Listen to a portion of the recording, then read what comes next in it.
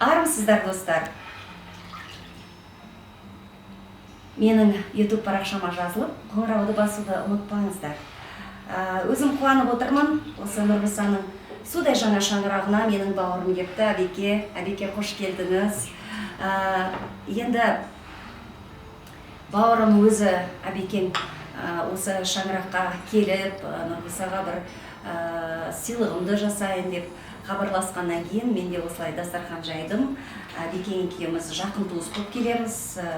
Сол үшін осы кішкене ғибратты әңгімесін тыңдап, сіздерге де біраз мәлімет болсын деп ойладым.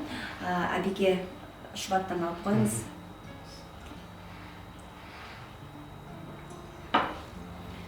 Осы жұма күні келіп отырсыз, рахмет сізге. Осындай өзіңіз ниет білдірген екенсіз, қатты қуанып отырмын. Енді біз ырымшыл қазақпыз, өзіміз қазақтар жаңа шаңыраққа құран оқытып жатады. Енді тағы айта кетейін, Әбекем негізі өте білімді, осы діни жолында көп оқыған, Түркияда, Малайзияда оқыған ұстаз, шәкірт тәрбиелеп жатыр. Және де осы дінді ғылыми тұрғыда да сіз зерттеп жүрген бауырларымның бірі. Мен осы жақында бір, білмем қалай айтсам болады, енді жайсыз деп айтпайды ғой, бір түс көрдім осы тіпті күні кеше.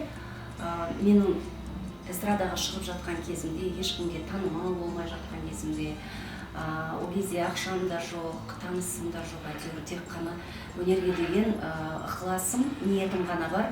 Танымал болам деп осы Баянауылдан келіп жүргенімді аяқтағаннан кейін енді қалай, кімнің әнін айтсам, қалай ән айтсам деп жүрген кезде менің өмірімде бір жақсы бір азамат Қайрат Жәнібеков деген аранжировщик, өңдеуші, оны барлық өнер адамдары біледі. Сол кісі маған көп көмегін берді.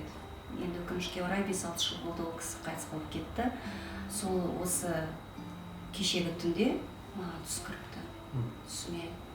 Сол түсімде ол кісі маған қатты ашулы екен. Қатты ашулы.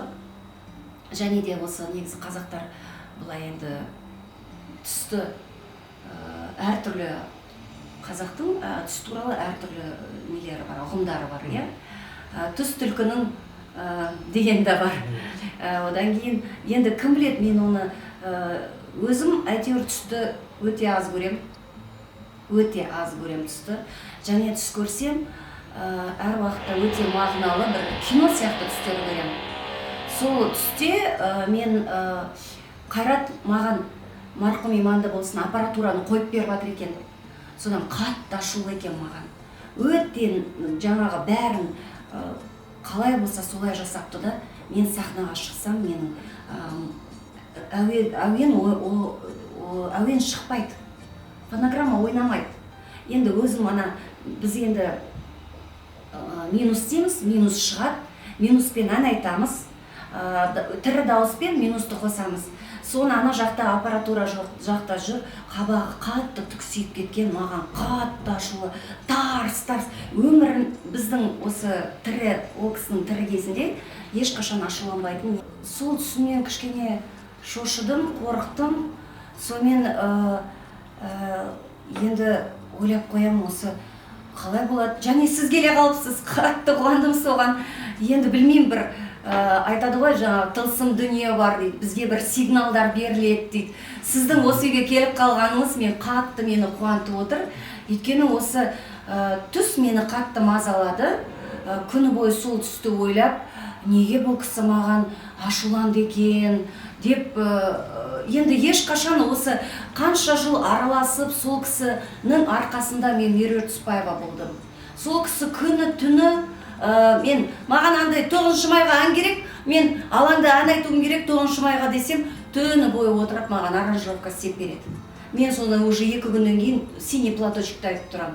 Сондай керемет, біз тумасақ та туғандай болып араласқан ағайымыз, ешқашан бір ортамызда ешқашан даудамай, бір жаман өрескел нелер болған жоқ.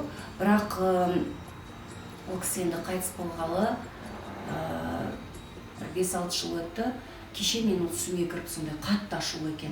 Маған ашуланып, менің әнімді сахнаға шыққанда, мен андай абыройым айрандай төгіліп жатыр сахнада.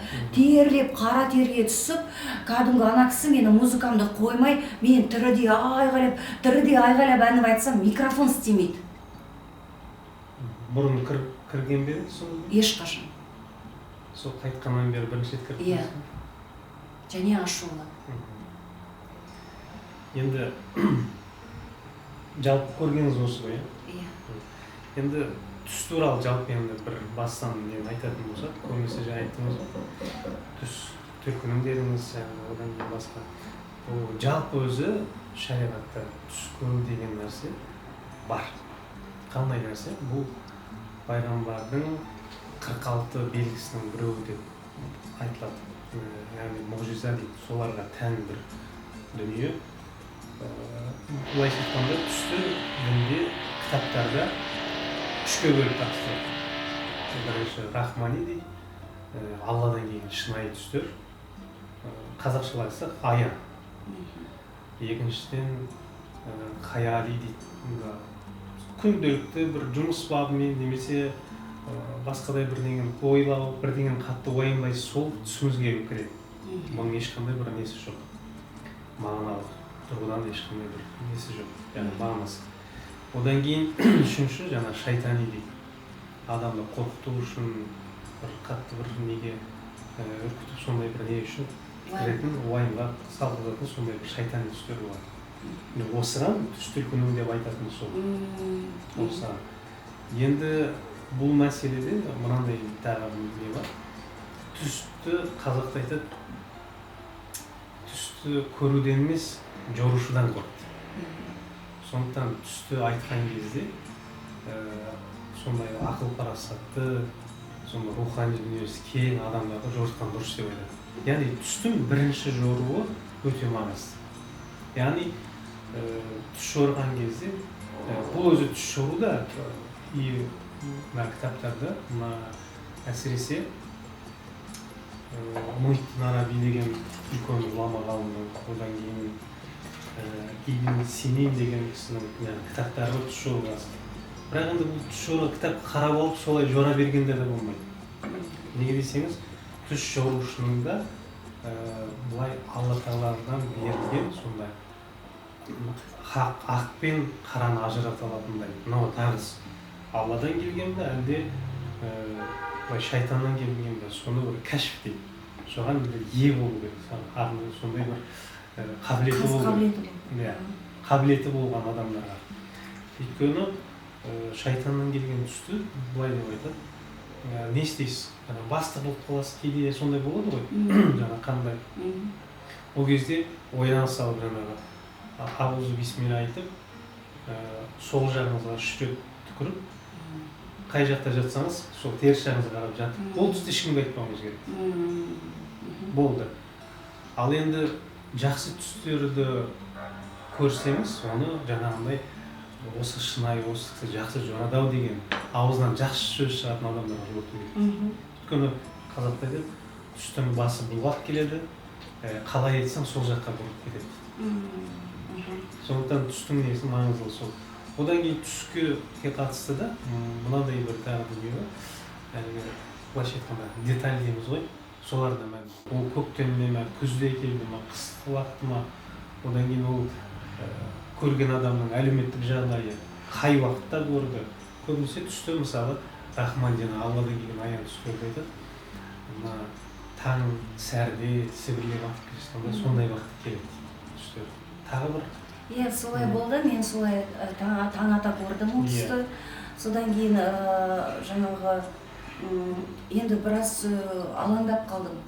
Сосын осы сондай сол дұрыс па?